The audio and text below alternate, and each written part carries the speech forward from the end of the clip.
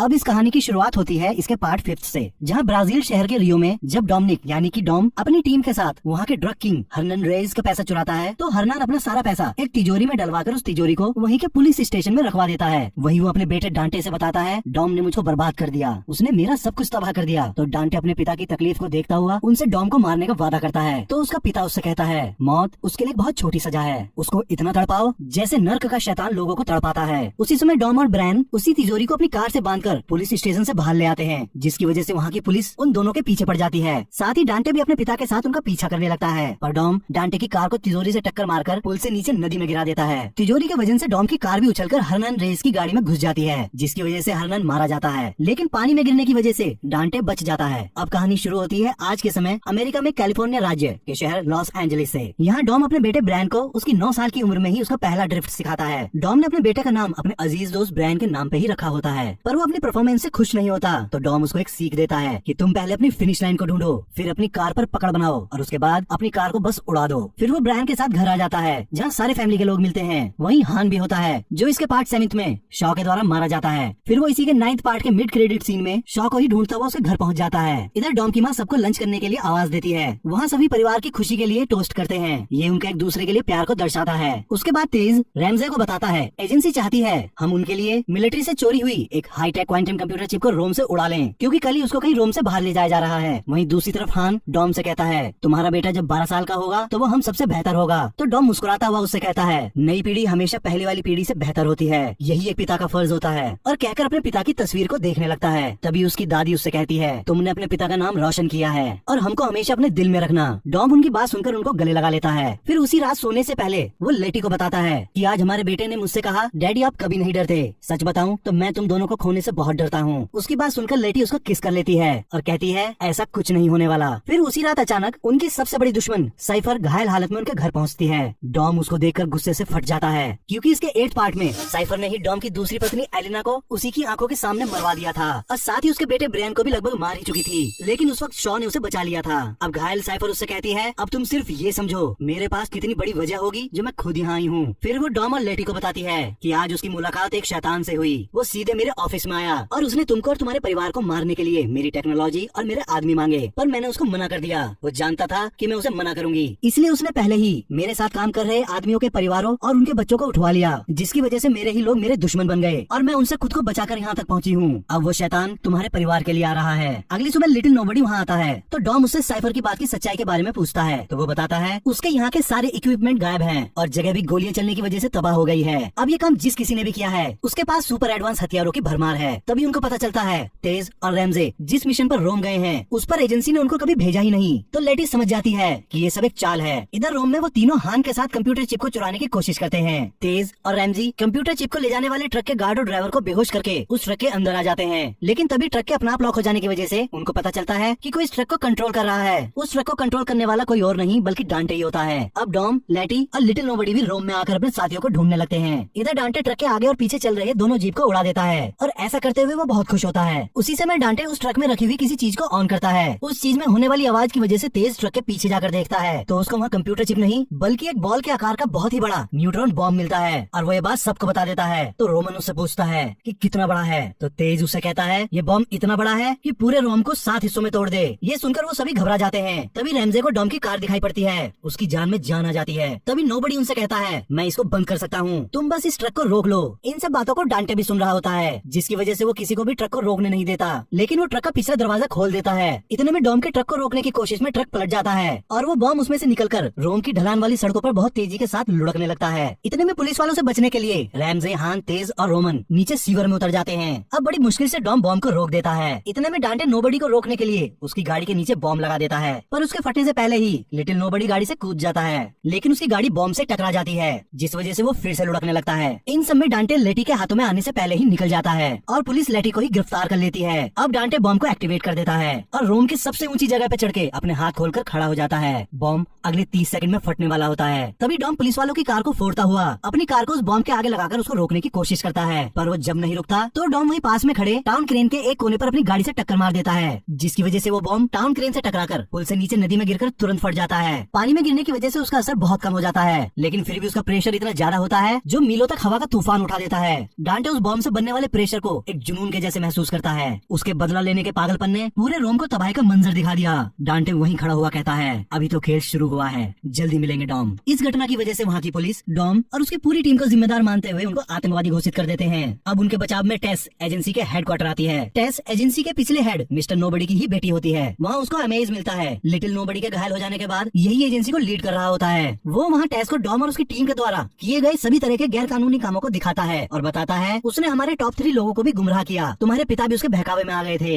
इस पर टेस उसको बताती है, डॉम और उसकी टीम ने एजेंसी के लिए कई बार अपनी जान जोखिम में डाली है, इसलिए इस समय हमको उसके और उसके परिवार के साथ खड़ा होना चाहिए। पर अमेज नहीं मानता और वो उन सबको पकड़ने या मार देने के लिए पूरी एजेंसी को एक्टिवेट कर देता है। टेस वहाँ से चली जाती है। एजेंसी वाले लेटी को गिरफ्तार करके ले गए हैं और साथ ही दुनिया की मोस्ट वांटेड लिस्ट में तुम पहले नंबर पर आ गए हो। इतने में एजेंसी वाले डॉम की बहन और उसके बेटे को पकड़ने के लिए उनके घर पहुँच जाते हैं। डॉम की बहन मिया ब्रायन को छुपने को कहकर अकेली उन सबसे लड़ने लगती है। तभी जेकब वहाँ उनको बचाने आ जाता है। जेकब उन लोगों से लड़ता लड़ता अपना सिग्नेचर मूव FU मारता है, जिससे एक एजेंसी का सोल्जर फ्लोर को तोड़ता हुआ बेसमेंट में जाकर गिरता है। सबको मारने के बाद वो मिया से कहता है, मुझको डॉम ने इसे लेने भेजा है, हमको अलग अलग रास्ते से जाना होगा। फिर वो अलग रास्तों से एक ही जगह पहुंचने के लिए निकल पड़ते हैं। इसके बाद टेस सीधा डॉम के पास पहुंचती है। वो उसको बताती है, तुम्हारा पता शॉ की माँ ने दिया। डॉम उसको पहचान लेता है और उसको बताता है, तुम्हारे पिता के गायब होने से पहले एजेंसी अपने उसूलों पे चलती थी, पर अब वैसा नहीं है। तो टेस उसको बताती है, अमेज अब पूरी ताकत लगाकर तुम्हारे लिए आ रहा है और बताती है, रियो में जो तुम्हारे पीछे पड़ा है वो हरनान रेइस का बेटा डांटे है। तो डॉम उससे कहता है, तुम मेरा रियो जाने का इंतजाम करो और साथ ही लेटी को मेरे पास लेकर आओ। इस पर टेस उसको बताती है, ये मुमकिन नहीं है, वो एक गुप्त जेल में कहीं कैद है। तो डॉम उसको अपना लॉकेट देकर कहता है, नामुमकिन कुछ नहीं होता, अपने आप पर भरोसा रखो, तुम उसको वहाँ से निकाल सकती हो। इतनी देर में रोमन, हान, रैमजे और तेज को एक कार्गो कंटेनर की मदद से रोम से निकालकर लंदन ले आता है। इधर टेस एजेंसी के गुप्त केंद्र पहुँच जाती है, जो किसी अज्ञात स्थान पर होती है। वहाँ पहुँचकर वो डॉम का लॉकेट उसको दिखाती है, जिससे लेटी को उस पर यकीन हो जाता है। फिर वो अपने प्लान के हिसाब से लेटी के कंधे पे चाकू मार देती है और वहाँ के गार्ड्स को ऐसा दिखाती है जैसे लेटी ने ही उस पर हमला कर दिया हो। गार्ड्स तुरंत अंदर आकर लेटी को पकड़ लेते हैं। टेस वहाँ से चली जाती है। लेटी कुछ समझ नहीं पाती।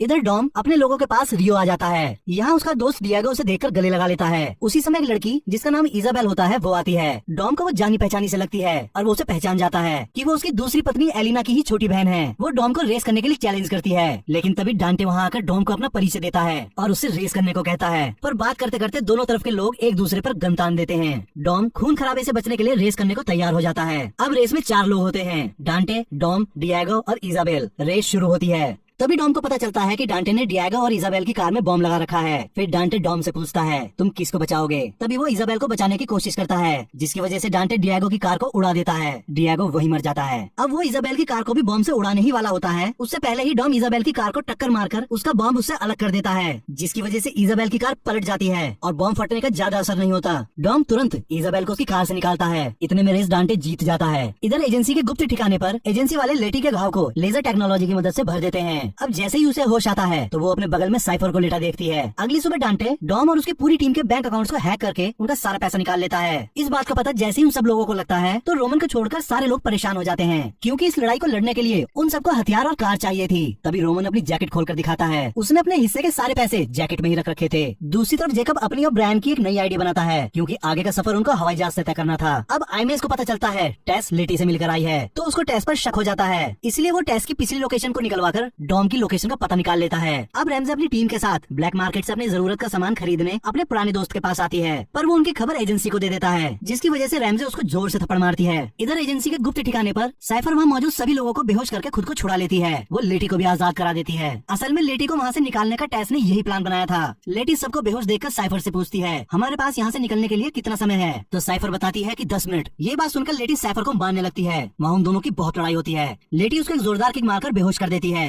अब वो जैसे ही अकेले वहाँ से बाहर निकलती है तो वो देखती है कि वो अंटार्कटिका के पता नहीं कौन से हिस्से में है, जिसकी वजह से वो वापस नीचे आ जाती है। तब तक साइफर भी होश में आ चुकी थी। वो उसे पहनने के लिए स्नो सूट देती है। इधर इजाबेल डॉम को बताती है उसकी बड़ी बहन एलिना के पास हरनान की पूरी फाइल है, क्योंकि उन लोगों ने जब उसके पति को मारा था उसके बाद एलिना ने अपनी जिंदगी हरनान की फैमिली के काले कारनामों के सबूतों को इकट्ठा करने में लगा दी थी। इजाबेल तुरंत उसकी फाइल ढूंढ लेती है। उसको उसमें डांटे के बारे में पता चलता है कि वो जेविनाइल सेंटर से सीधा जेल गया और उसके बाद पागल खाने। वो पूरा सन की किस्म का आदमी है। फिर वो उसकी प्रॉपर्टी के बारे बारे में देखते हैं तो उनको पता चलता है उन्होंने सारी प्रॉपर्टी बेच दी, सिर्फ एक बिल्डिंग को छोड़कर जो अभी भी डांटे के नाम थी। तो डॉम उस जगह पर खोजबीन करने के लिए निकल पड़ता है। उस जगह पहुंचकर डॉम देखता है कि डांटे एक लंबे समय से उस पर और उसके पूरे परिवार पर नजर रखे हुए था। तभी वहाँ एक कॉल आता है। डॉम उसको उठाता है। वो कॉल डांटे का था। वो उससे कहता है तुमने मेरा परिवार खत्म किया, अब मैं भी एक एक करके तेरा परिवार तोड़ूंगा, और कहता है मैं तेरे लिए आ रहा हूँ। डांटे वो कॉल इजाबेल के घर के बाहर खड़ा हुआ कर रहा था। तभी हमीज वहाँ आकर डॉम को पकड़ लेता है। इधर हान सबको सामान लेने के लिए ऐसी जगह ले जाता है जहाँ वो कभी जाना नहीं चाहता था। वो सबको बाहर रोककर घर का दरवाजा खटखटाता है। उस घर में एक आदमी पंचिंग बैग पर बॉक्सिंग की प्रैक्टिस कर रहा था। वो अपना दरवाजा खोलता है तो वो शॉ होता है। शॉ हान को पकड़कर घर के अंदर पटक देता है और अपना दरवाजा बंद कर देता है।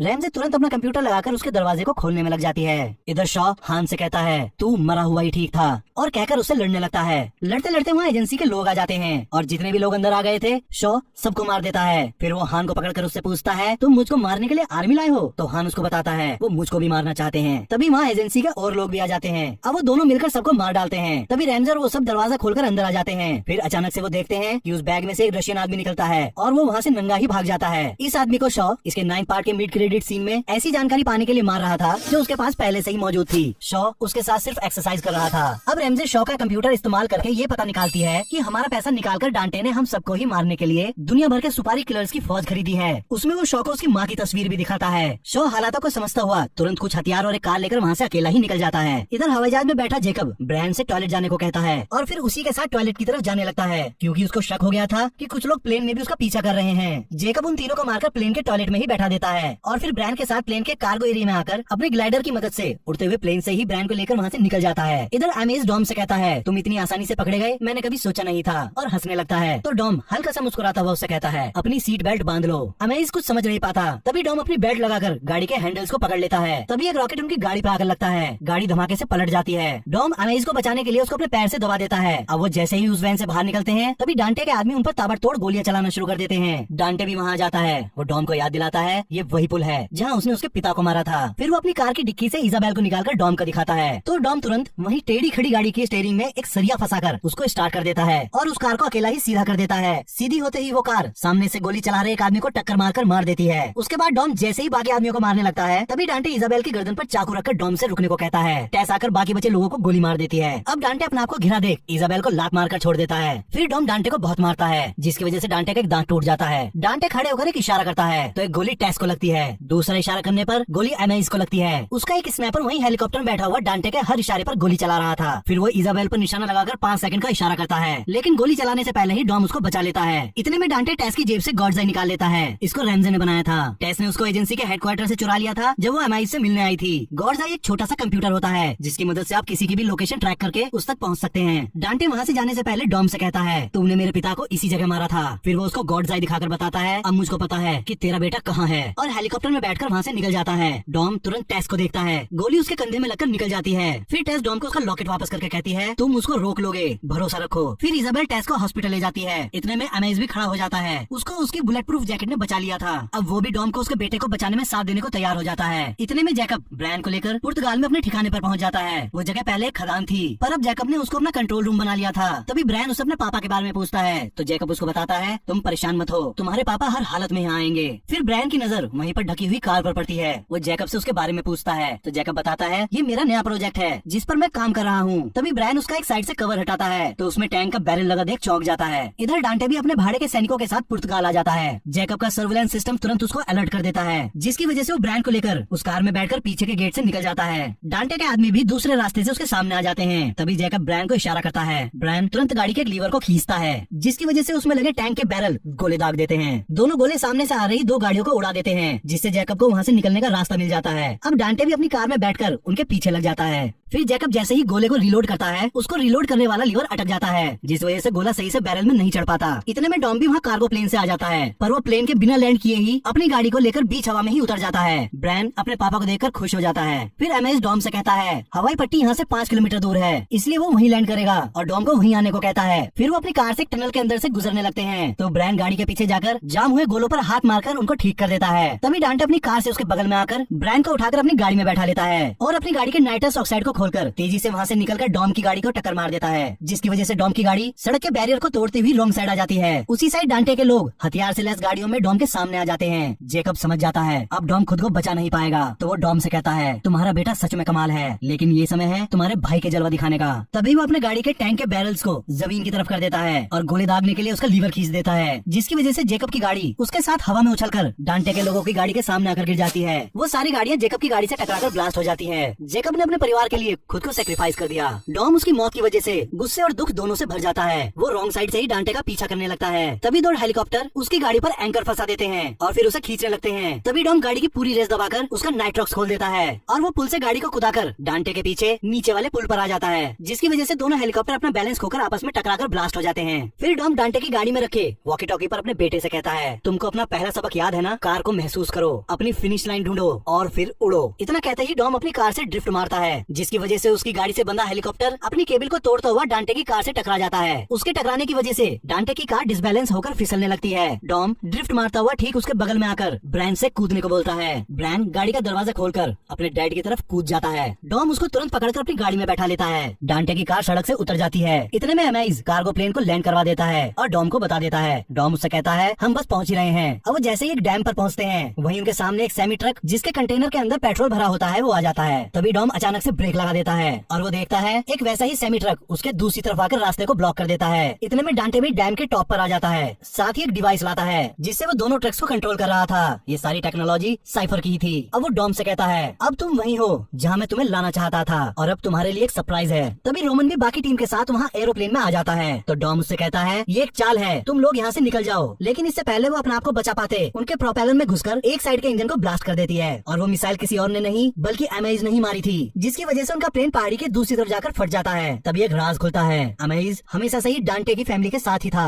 अब डांटे दोनों ट्रक को डॉम की तरफ बढ़ा देता है जिससे वो ट्रक की टक्कर से मर जाएं। फिर डांटे डॉम से कहता है मैंने सबसे पहले तेरे पैसे लिए, फिर तेरी आजादी छीनी और अब मैं तेरा परिवार छीनूंगा। वहीं ब्रैन अपने पापा से कहता है आप भरोसा रखो। डॉम उसकी बात सुनकर हल्का सा मुस्कुराता है और फिर वो डांटे से कहता है तुमने एक गलती कर दी, मेरी कार मुझसे नहीं छीनी। इतना कहते ही डॉम ट्रक के टकराने से पहले ही कार को डैम से ही कुदा देता है। ट्रक के आपस में टकराने की वजह से बहुत बड़ा ब्लास्ट होता है। इससे पहले ब्लास्ट से निकली आग डॉम और उसके बेटे को जला देती। डॉम तुरंत अपनी कार का नाइट्रस ऑक्साइड खोल देता है, जिसकी वजह से उनकी गाड़ी आग से बचकर सीधा पानी में कूद जाती है। फिर वो अपने बेटे को पानी से बाहर निकालता है और उसको गले लगाता है। तभी डांटे डॉम से कहता है तुम्हारी सारी तकलीफें अब पूरी हो गई हैं। डॉम उसको मुड़कर देखता है। डांटे आगे कहता है अब तुम्हारे मरने का समय है। इतना कहते ही डांटे उस डैम पर पहले से ही लगे बॉम्ब्स के सीक्वेंस को ऑन कर देता है। उसको देखकर डॉम समझ जाता है अब ये अंत है और अपने बेटे की तरफ देखता है। दूसरी तरफ साइफर लेटी को लेकर पैदल ही अंटार्कटिका के बर्फ को पार करने लगती है। फिर वो दोनों जैसे ही एक पहाड़ी पर चढ़ते हैं तो देखते हैं एक सबमरीन बर्फ को तोड़ती हुई ऊपर आ गई है और उसमें से गिज़ेल निकलती है और वो भी जिंदा, क्योंकि इसके 6th पार्ट में हान को बचाने में वो खुद को सैक्रिफाइस कर चुकी थी, लेकिन अब वो भी हान की तरह जिंदा थी। लेटी उसको देखकर हैरान हो जाती है तो साइफर उससे पूछती है क्या अभी भी तुमको मेरा प्लान घटिया लग रहा है?